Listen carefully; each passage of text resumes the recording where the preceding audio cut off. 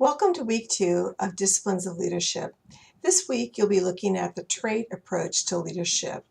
This approach to leadership has many years of research that is attached to it. Since 1948, they've been considering what traits a leader needs to lead. And the value of the trait approach is that it provides a list of traits that individuals might possess or cultivate if they wish to be seen as leaders. Some of the traits which are essential to leadership are: 1, intelligence. A leader must be intelligent, and for those to follow, they need to perceive the leader as being intelligent. Secondly, they need self-confidence. Not only do they need self-confidence, but they need to be self-assured and have good self-esteem, because otherwise they won't lead.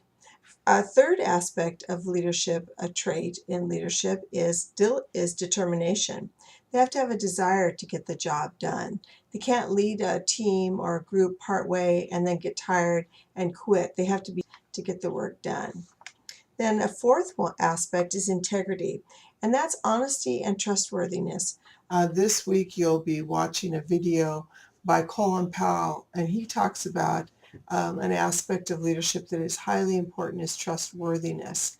Within a team environment, if there's no trust, then the team won't be cohesive and join together and work together. So trust, integrity that provides a trusting environment, and an honest leader, those are significantly important as traits given to leadership.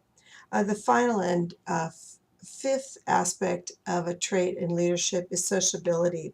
So they need to be friendly, they need to be outgoing, they need to be diplomatic, they need to be able to handle difficult situations in a manner that produces relationship within the group. Another aspect that is a trait of this type of leadership is emotional intelligence. And emotional intelligence means not only they are self-aware, how they feel about themselves and social circumstances, but how they feel about others, and they can identify others in social circumstances. So it's not just an awareness of self, but it's an awareness of yourself and others within a social environment. And that's a very important aspect of the trait approach to leadership. The strengths of this approach is it's intuitively appealing. We look at people and think, oh yeah, you have the traits of leadership. You act like a leader, and we'll define leaders by aspects of their personality or what they're doing. The other factor is it's conceptual in nature and focuses only on leadership. It doesn't discuss followers or necessarily goals, but the trait approach only looks at leadership.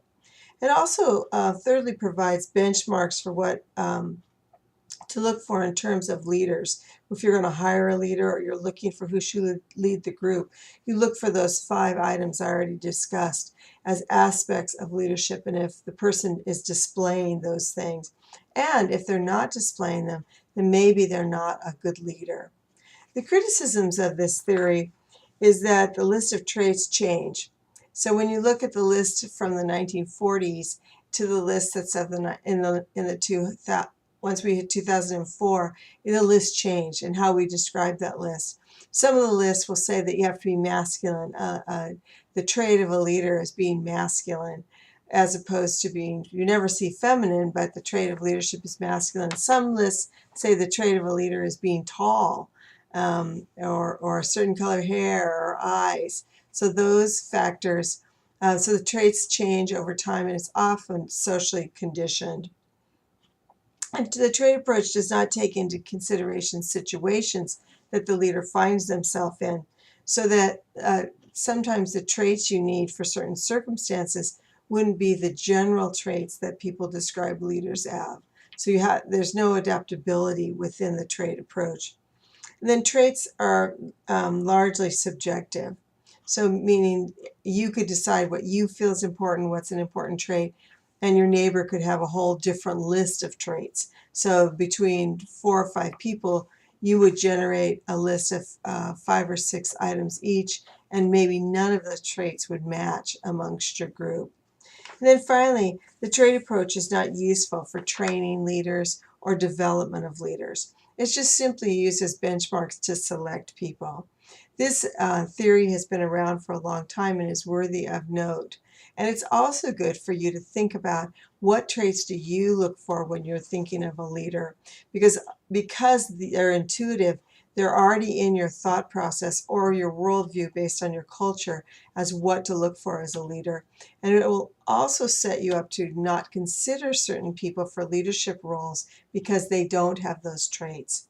So it's just a good, this will be a good week to consider these ideas and to consider consider what your thoughts are with regards to what traits you use to describe leadership. Have a great week, and I'll see you on discussion board.